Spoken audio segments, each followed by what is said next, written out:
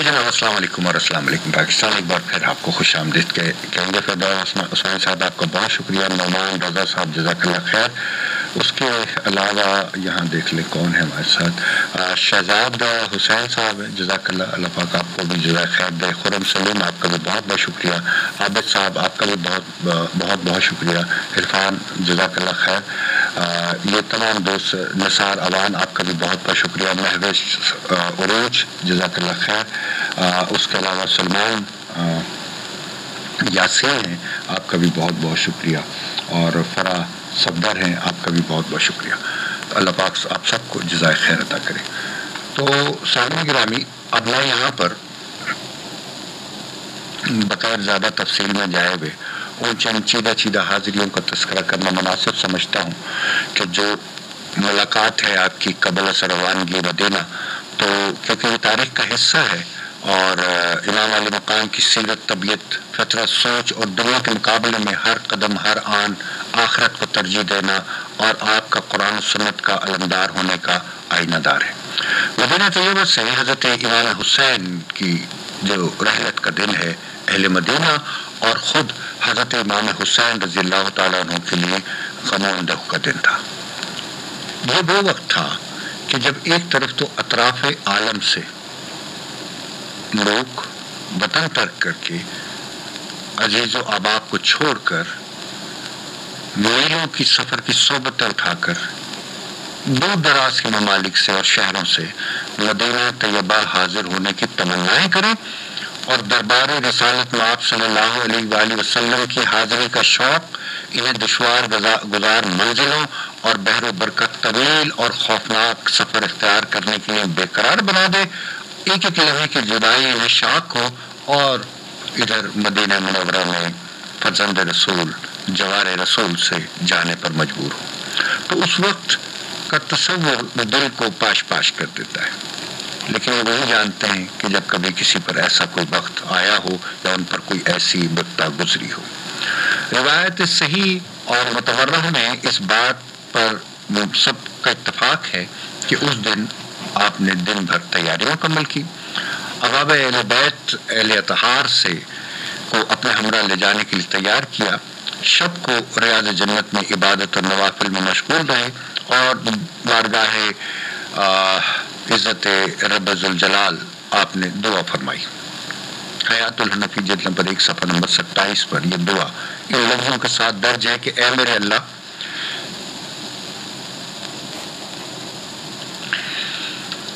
میں تیرے نبی کی قبر اطہر سے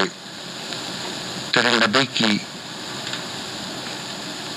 بیٹی کا بیٹا ہوں، اور جن حالات سے میں مجبور ہو کر یہاں سے جا رہا ہوں تو جانتا ہے. میں نیکی کو اختیار اور بدی سے اجتناب پسند کرتا ہوں. اے اللہ، میں تجھے قبر کا واسطہ دے کر، صاحب قبر کا واسطہ دے کر التجا کرتا ہوں کہ تو میرے لیے وہ راستہ پیدا فرما جس میں تیری اور تیرے رسول کی رضامندی ہو. حضرت امام حسین دعا فرما رہے ہیں اور رو رہے ہیں، اور اسی حالت میں امام علی مقام قبر اطہر سے بیدار ہوئے اور آنکھوں سے آپ کے آنسو جاری ہیں، اور آواز لگا کر کہتے ہیں کہ اے پیارے نانا جان، اپنے نواسے کی آخری حاضری قبول کریں. امید نہیں کہ اب کبھی دوبارہ قبر اطہر کی حاضری مجھ کو نصیب ہوگی. حضرت امام صبر کا دامن تھامے ہوئے پھر حضرت ابو بکر صدیق، حضرت عمر فاروق کی قبر اطہر پر اظہار غم فرقت اور سلام عرض کرنے کے لیے پہنچتے. مدینہ طیبہ چھوڑنے سے قبل آپ نے اپنے بھائی حضرت محمد ابن حنیفہ رضی اللہ تعالیٰ عنہ سے ملاقات کی ہے اور تمام ماجراؤں نے بیان کیا جو کہ میں پہلے بھی بیان کر چکا ہوں، اور مجھے پوچھا تھا کہ ان حالات میں مجھے کیا کرنا چاہیے. تو ان کے بھائی نے مشورہ دیا تھا کہ جہاں تک یزید کی بیعت کا تعلق ہے تو جو آپ نے والی مدینہ کو اپنا جواب دیا وہ بالکل ٹھیک ہے، لیکن کیونکہ وہ اسی کا مستحق ہے اور میں آپ کے ساتھ چلتا ہوں، بلکہ ایسا کرتے ہیں کہ تمام مدینہ والے آپ کے ساتھ ہیں اور کسی صورت میں ان حالات میں ہم یزید کی بیعت نہیں کریں گے. اب رہا یہ معاملہ کہ آپ مدینہ طیبہ سے چلے جائیں اور مکہ معظمہ میں قیام فرما لیں، جیسا کہ آپ نے مجھے اپنا ارادہ ظاہر کیا ہے کہ کہیں مدینہ تو رسول کی توہین نہ ہو اور مسلمانوں کا خون ناحق نہ بہے۔ اگر مدینہ سے کوچ کرنا ہے تو کر جائیں، لیکن 2-4 روز ٹھہر جائیں، اور وہ اس لیے کہ مجھے بیماری سے صحت یاب ہونے کا انتظار کریں تاکہ میں بھی آپ کے ساتھ چلوں، کیونکہ بھائی جان آپ جانتے ہیں کہ آپ مجھے سب سے زیادہ عزیز ہیں اور آپ سے بہتر کوئی نہیں، اور میری جان بھی آپ پر قربان ہو جائے تو میں تیار ہوں۔ اس کے بعد امام حسین نے فرمایا کہ پیارے بھائی، میں مدینہ طیبہ سے کوچ کر جاتا ہوں اور مکے میں قیام کرتا ہوں، لیکن اس وقت آپ میرے ساتھ نہ چلیں، کیونکہ آپ کا یہاں رہنا ایک تو آپ کی صحت کے لیے بھی ضروری ہے کہ آپ اس بیماری میں سفر نہ کریں، اور دوسرا اس لیے بھی ضروری ہے تاکہ آپ مجھے یہاں کے حالات سے باخبر رکھیں، یہاں جو اپڈیٹس ہو رہی ہیں، یہاں پہ جو پروگرس ہو رہی ہے، جو کچھ بھی یہاں پر ہو رہا ہے، شرمگیزی ہے یا جو بھی ہے، تو آپ مجھے فوری طور پر اس کی اطلاع کرتے رہیں تاکہ میں اپنی حکمت عملی اسی حساب سے وضع کر لوں۔ ایسا ہی ہوتا ہے، اسی طریقے سے بات ہوئی ہوگی، ایسا ہی کچھ ہوا ہوگا، دونوں بھائیوں کے درمیان یہ بات ہوئی۔ آپ فرماتے ہیں کہ تم یہاں رکو اور مجھے جو بات معلوم نہ ہو تو چونکہ میں مدینہ سے دور ہونے کی صورت میں مجھے پتہ نہیں چل سکے گا، تو اس لیے کچھ حرج نہیں آپ کا یہاں رکنا، اور ویسے بھی آپ بیمار ہیں تو آپ یہاں قیام کریں۔ حیات الحنف جلد نمبر 2 صفحہ نمبر 2۔ تو اس روایت سے یہ ثابت ہوتا ہے کہ حضرت محمد ابن حنیفہ رضی اللہ تعالیٰ عنہ ضرور حضرت امام حسین کے ساتھ جاتے، لیکن ان کے سامنے یہ 2 خاص وجوہات تھیں جن کی وجہ سے آپ امام کے ساتھ مکہ تشریف نہیں لے گئے تھے۔ ام المومنین حضرت سلمہ رضی اللہ تعالیٰ عنہ سے حضرت امام کی آخری ملاقات ہے۔ حضرت امام حسین پھر اپنی نانی جان، اماں جان ام المومنین حضرت ام سلمہ رضی اللہ تعالیٰ عنہ کے پاس ملاقات کے لیے حاضر ہوئے، انہیں بھی سارا ماجرا سنایا۔ ام المومنین یہ سن کر کہ اب حضرت امام حسین مدینہ طیبہ سے مکہ معظمہ جانے کا مسلم ارادہ کر چکے ہیں، آپ فرماتے ہیں کہ مجھے اس سفر پر جانے کا سنا کر میرے دل کو غمزدہ نہ کرو، کیونکہ میں نے آپ کے جد کریم نانا پاک اور اپنے آقا سرکار محمد صلی اللہ علیہ وآلہ وسلم کی زبان اطہر سے سنا ہے کہ میرا بیٹا حسین عراق کی سرزمین میں شہید کیا جائے گا اور اس پر ظلم و ستم کیا جائے گا، اور اس زمین کے ٹکڑے کو کربلا کہتے ہیں، اور میرے پاس تو مٹی وہ شیشے بھی موجود ہے جس میں وہ مٹی محفوظ ہے جو خود محمد مصطفیٰ صلی اللہ علیہ وآلہ وسلم نے مجھے دی تھی، اور مجھے کہا تھا کہ اس کو سنبھال کر رکھنا، جب یہ مٹی خون بن جائے یعنی کہ سرخ ہو جائے تو سمجھ لینا کہ حضرت حسین کربلا میں شہید کر دیے گئے۔ لہذا اے پیارے بیٹے حسین، یہ تمہارا جو سفر ہے مجھے یہ مکہ معظمہ کا معلوم نہیں ہوتا، حالانکہ تم کہہ رہے ہو کہ تم مکہ معظمہ جا رہے ہو، لیکن میرا دل یہ گواہی دے رہا ہے کہ تم کربلا کی طرف سفر کرنے جا رہے ہو۔ حضرت امام روتے ہوئے فرماتے ہیں کہ اے امی جان، میں جانتا ہوں کہ یقیناً مجھ پر ظلم و جفا ہوگا اور اسی ظلم کے ساتھ میں قتل کیا جاؤں گا۔ اس کے بعد امیر المومنین نے کچھ اور باتیں بھی کی اور یہ بھی فرمایا ام المومنین نے کہ اچھا آپ اپنے بچوں کو ساتھ نہ لے جائیں، اپنے جو چھوٹے اور معصوم بچے ہیں اور جو پردےدار بیویاں ہیں انہیں آپ یہاں چھوڑ جائیں تو ہم ان کی بہتر دیکھ بھال یہاں کر لیں گے۔ آپ فرماتے ہیں کہ بے شک آپ کا فرمان اماں جان حق ہے کہ میں بچوں کو ہمراہ نہ لے کے جاؤں، لیکن میں دیکھ رہا ہوں کہ مشیت الہی یہی ہے۔ میرا اللہ چاہتا ہے کہ یہ لوگ مجھے ظلم و جفا کے ساتھ شہید ہوتا ہوا دیکھیں، اور میرے اہل و عیال کو وطن سے اللہ دور دیکھنا چاہتا ہے اور ان کو مصائب میں دیکھنا چاہتا ہے، اور اس طرح سے دیکھنا چاہتا ہے کہ کوئی اس کی راہ میں ذبح ہو رہا ہے اور کوئی طرح طرح کی مصیبتوں میں مبتلا ہے، اور حالت یہ ہے کہ اگر کوئی مدد کے لیے پکارے تو اس بیاب و گیا چٹیل میدان میں کوئی اس کا حامی اور ناصر نہ ہو۔ حیات الحنفی جلد نمبر 2 صفحہ نمبر 22۔ حضرت ام المومنین ام سلمہ رضی اللہ تعالیٰ عنہ یہ سن کے بہت روئی ہیں، اور پھر اس تمام معاملے کو سپرد خدا کرتے ہوئے دعا استقامت فرماتی ہیں، اور آپ نے پھر ان کو الوداع فرمایا ہے۔ اس کے بعد قبر ساقی کوثر سرکار مدینہ صلی اللہ علیہ وآلہ وسلم سیدنا حضرت امام حسین کی آخری حاضری کا حوال بھی ضروری ہے۔ جب امام حسین تمام لوگوں سے ملاقات سے فارغ ہوئے تو مدینہ تو رسول کے در و دیوار کو دیکھتے جاتے ہیں اور آنکھوں سے آنسو بہاتے ہوئے امام الانبیاء محبوب رب العالمین سرکار دو عالم حضرت محمد مصطفیٰ صلی اللہ علیہ وآلہ وسلم کے روزہ اطہر پر حاضر ہوتے ہیں اور نہایت ہی بے بسی کے عالم میں اور حسرت الیاس کے لہجے میں عرض کرتے ہیں کہ اے میرے پیارے سردار یا رسول اللہ، پیارے نانا جان حبیب اللہ، میرے ماں باپ آپ پر قربان، میں نہایت مجبور ہو کر آپ کے جوار اقدس سے جا رہا ہوں۔ میرے اور آپ کے درمیان ظاہری جدائی ہو رہی ہے، باطنی تو نہ تھی اور نہ کبھی ہوگی، اور یہ ظاہری جدائی اس لیے ڈالی جا رہی ہے کہ مجھے آپ کے نواسے کو یزید بن معاویہ شار خمر اور فاسق و فاجر کی بیعت کرنی پڑ رہی ہے۔ اب اگر میں ایسے شخص کی بیعت کرتا ہوں تو کافر ہوتا ہوں، اور اگر انکار کرتا ہوں تو قتل کیا جاتا ہوں، اور مجھے خود قتل ہونے کا ڈر نہیں، لیکن میں نہیں چاہتا کہ آپ کے پیارے شہر مدینہ رسول کی اہانت کا مجھے خطرہ ہے، اور اسی مجبوری امر کی بنا پر میں آپ کے جوار رحمت سے، جوار انور سے رخصت ہو رہا ہوں۔ میری طرف سے آپ کے حضور آخری حاضری کا سلام ہو۔ حیات الحنفی جلد نمبر 2 صفحہ نمبر 32۔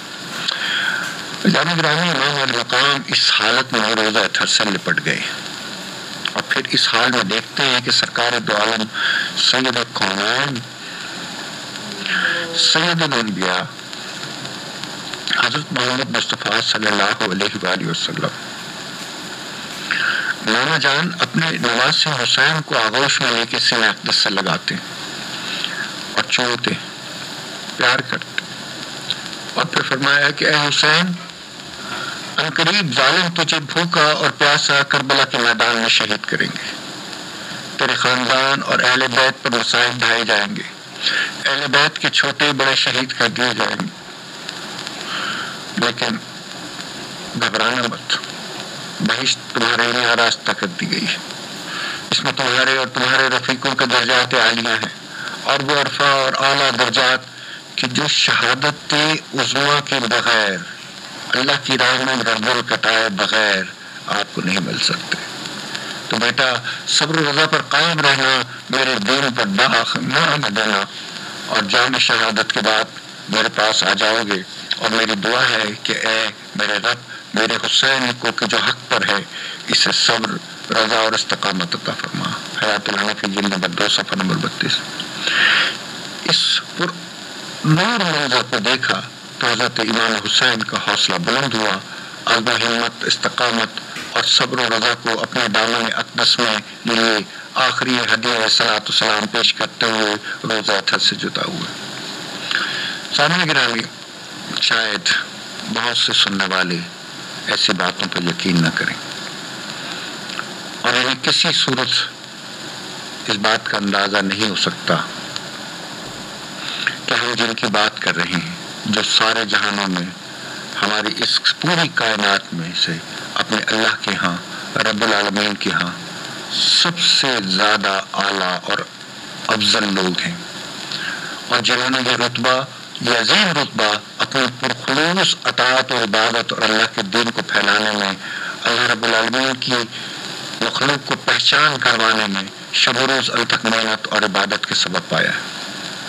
اور ہم جیسے ناکارہ لوگ،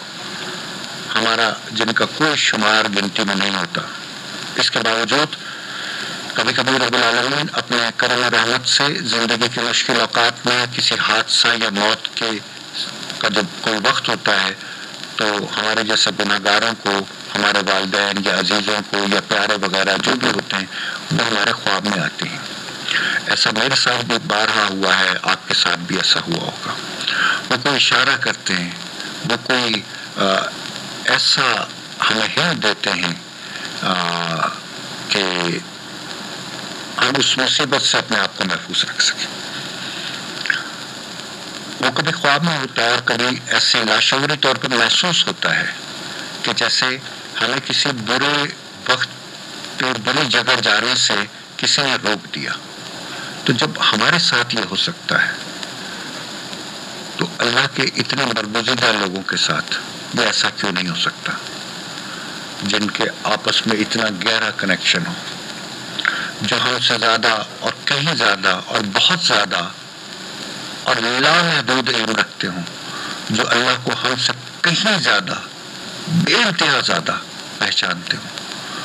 تو یہ جو باتیں کبھی کبھی جو لوگوں کو جذباتی لگتی ہیں، حقیقتاً ایسا ہوتا ہے. ہمیں بھی اس طرح کے بہت بعض اوقات الہام ہو جاتے ہیں، فلاں جگہ نہیں جانا، اچھا ہوا فلاں جگہ نہیں گئے. کہیں حادثے سے ہمارے پہنچنے سے چند منٹ پہلے حادثہ ہوتا ہے اور ہمیں کوئی روک لیتا ہے.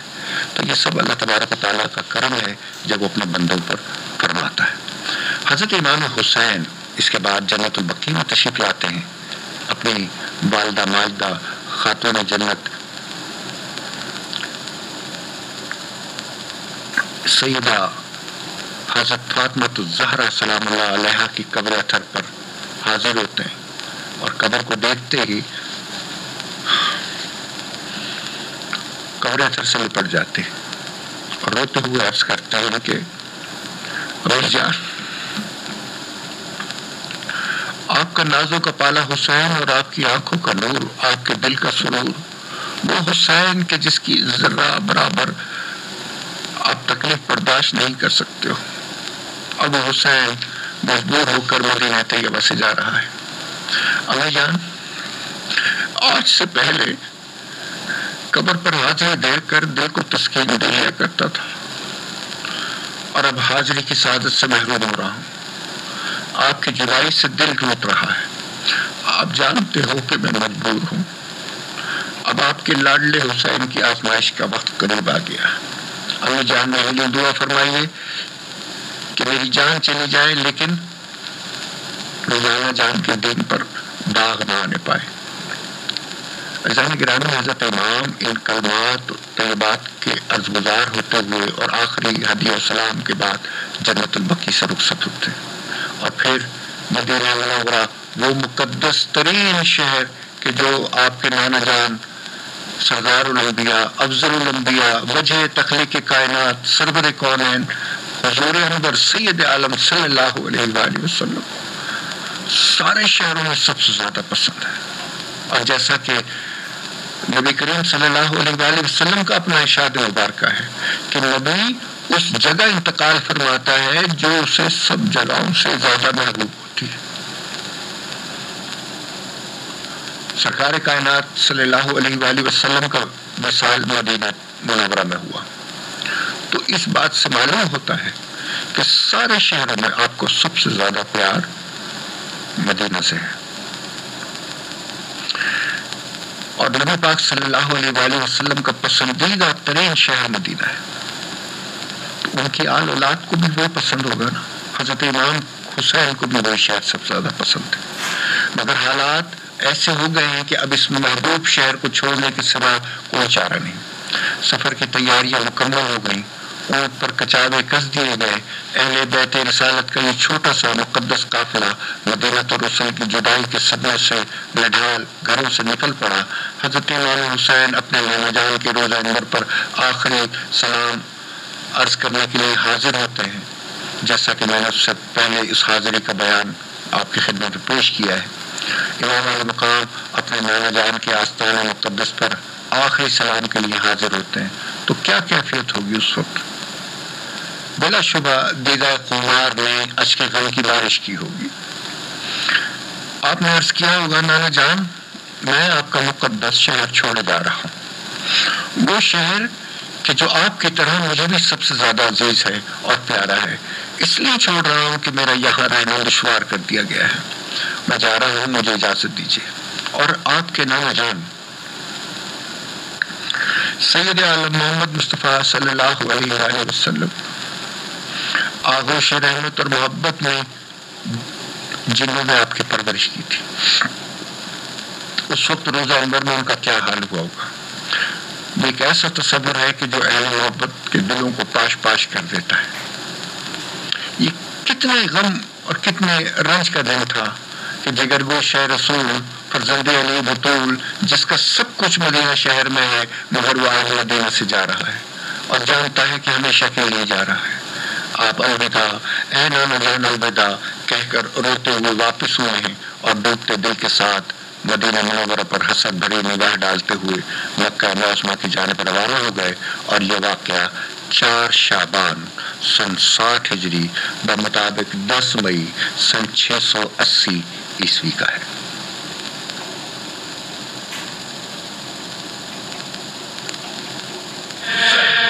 محرم الحرام کا خصوصی پروگرام تاریخ کربلا سلیم گیلانی کے ساتھ صرف FM 100 پر۔ شہداء کے تاجدار ہمارا سلام لو۔ FM 100 پر آپ سن رہے ہیں پروگرام تاریخ کربلا سلیم گیلانی کے ساتھ۔ آپ سن رہے ہیں تاریخ کربلا سلیم گیلانی کے ساتھ FM 100 پر۔ عاشور کا سورج کہہ دے گا خاموش کنارہ کہہ دے گا۔ عزیزان گرامی، قافلہ اہل بیت حضرت امام حسین کی سربراہی میں یہ چھوٹا سا قافلہ کہ جو 4 شعبان سن 60 ہجری کو مدینہ منورہ سے بعد الخواستہ مکہ معظمہ کے لیے روانہ ہوا تھا، مدینہ منورہ سے شارع عام پر چلتے ہوئے 6 دن کی مسافت کے بعد 10 شعبان سن 60 ہجری کو مکہ معظمہ پہنچ گیا۔ اہل مدینہ، اہل مکہ کو آپ کی آمد کی خبر سنتے ہی بے انتہا خوشی ہوئی۔ آپ کے استقبال کے لیے اور دیدار کے لیے جمع ہو گئے۔ جب لوگ پہنچ گئے تو اس وقت آپ نے قرآن پاک کی ایک آیت کو تلاوت فرمایا۔ یہ وہ آیت مبارکہ ہے کہ جس میں حضرت موسیٰ علیہ السلام کے متعلق وہ ذکر ہے کہ جب آپ نے وادی مدین میں پناہ لی تھی اور اللہ سے دعا کی تھی، سورۃ قصص کی آیت نمبر 22۔ اے میرے رب العالمین، میں وادی مدین میں پناہ گزین ہوا ہوں،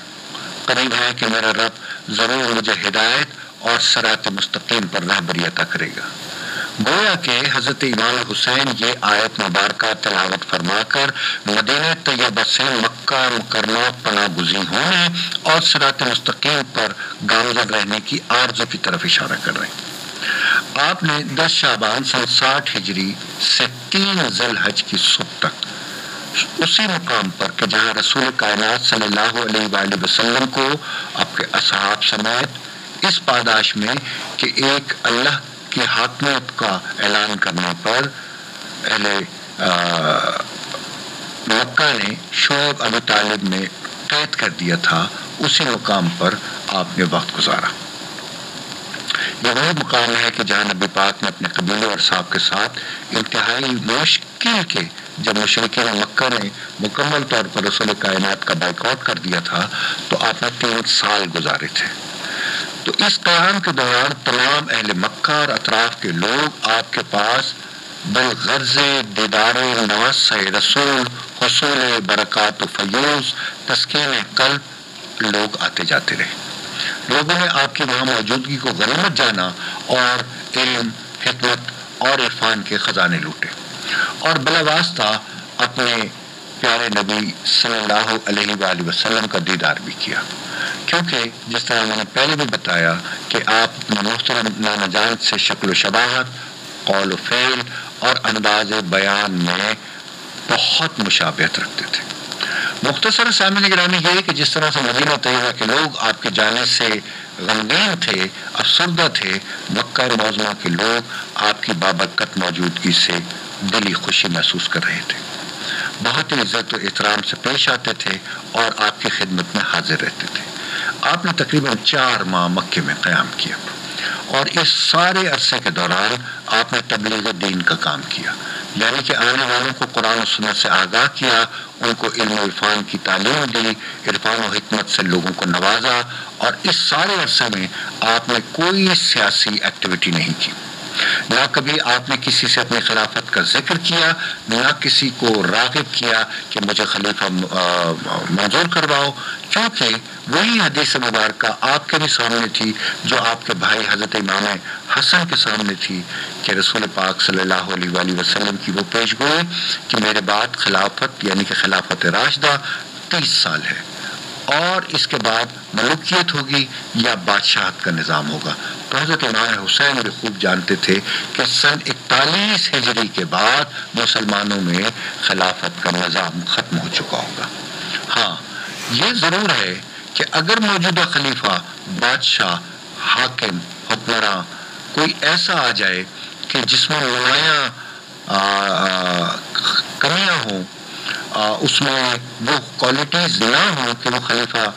مسلمانوں کا بننے کا حق رکھتا ہو، اور وہ فسق و فجور پر قائم ہو، اس کے قول و فعل میں تضاد ہو، وہ ظالم ہو، جابر ہو، اور کسی صورت خلافت کا حقدار نہ ہو، تو پھر ایسی صورت میں امام کا اس کے خلاف بغاوت کرنا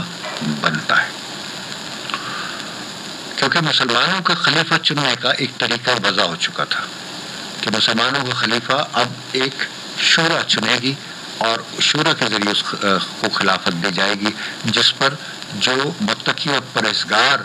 صحابہ کرام موجود ہیں یا بزرگ لوگ ہیں وہ فیصلہ کریں گے اور وہ خلیفہ چنیں گے۔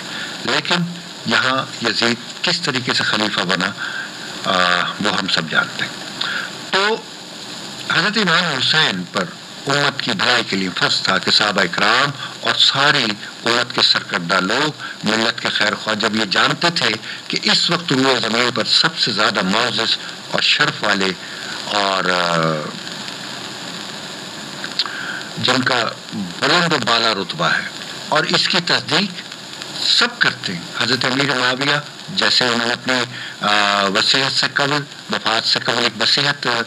ترتیب دی تھی، اور ایک ایگریمنٹ حضرت امام حسین کے ساتھ بھی، حسن کے ساتھ بھی ہوا تھا حضرت امیر معاویہ کا، کہ اس وقت حضرت امیر معاویہ خلیفہ بنائے جاتے ہیں، لیکن ان کے انتقال کے بعد خلافت جو ہے وہ آل رسول کا حق ہے، اور ان میں سے یعنی کہ حضرت امام حسن کو خلافت واپس کر دی جائے گی۔ اب چونکہ حضرت امام حسن موجود نہیں تھے، آپ کو شہید کر دیا گیا تھا، اور شاید اس شہادت کے قبیح فعل کے پیچھے بھی کوئی یہی سوچ رہی ہوگی کہ اگر یہ زندہ رہے تو کسی بھی وقت خلافت کے دعوے دار ہو جائیں گے۔ تو اس لیے آپ کو 5 یا 7 بار مارنے کی جان سے کوشش کی گئی، اور آخری بار آپ کو پانی میں ہیرے کو پیس کر آپ کی سراہی میں ڈال دیا گیا، اور جس کے بعد آپ بہت ہی تکلیف سے آپ کا انتقال ہوا، جس کا میں پورا احوال آپ کی خدمت میں پیش کر چکا ہوں۔ لیکن حضرت امیر معاویہ رضی اللہ تعالیٰ عنہ نے اپنے بیٹے یزید کو خلیفہ بنانے سے قبل اس کو بھی ایک وصیت کی تھی، اور اس سے تاکید کی تھی کہ حضرت مولانا حسین اہل بیت کا خیال اور ان کے مشورے اور رائے کو ہمیشہ مقدم رکھنا، یعنی کہ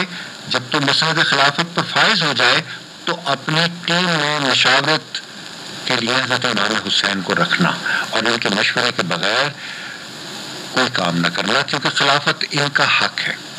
جس کو یہ خلیفہ بنانا چاہے وہی مسلمانوں کا اور سلطنت اسلامیہ کا برحق خلیفہ ہوگا،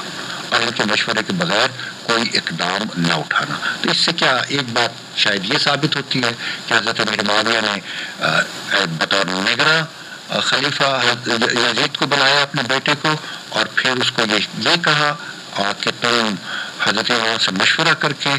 اور باقاعدہ انتخابات کا جو طریقہ ہوتا ہے مجلس شورا کے تحت منتخب کر کے خلیفہ کا اعلان کرو۔ بہرحال اس سے کوئی چیز واضح نہیں ہوتی، بہرحال تاریخ کی کتابوں میں یہ درج ہے۔ یہی وجہ ہے کہ آپ نے قیام مکہ کے دوران اپنے حمایت میں، اپنی موافقت میں کوئی فوجی طاقت نہیں بنائی، نہ کوئی تنظیم بنائی، نہ کوئی پارٹی بنائی، اور نہ ہی کہیں تحریر اور تقریر کے ذریعے یا ذرائع ابلاغ کے کسی اور طریقے سے لوگوں کو اپنا ہم خیال بنانے کی کوشش کی. آپ نے مدینہ منورہ مجبوری میں اس لیے چھوڑا تھا کہ یزید کی خباثت سے آپ کو نجات مل جائے اور اس سے آپ بچے رہے،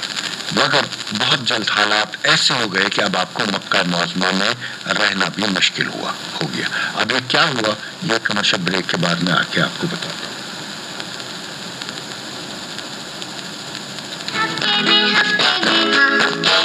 सर्फ एक्सेल हफ्ता पैक 99 रुपए में चले पूरा हफ्ता. Surf Excel trust me, keratin smooth shampoo, इसमें है आर्गन ऑयल और केराटिन प्रोटीन से बना स्मूथिंग सिस्टम जो बाल बनाए और फेस कंट्रोल करे 3 दिन तक. कैलोरी निकाल घर पे.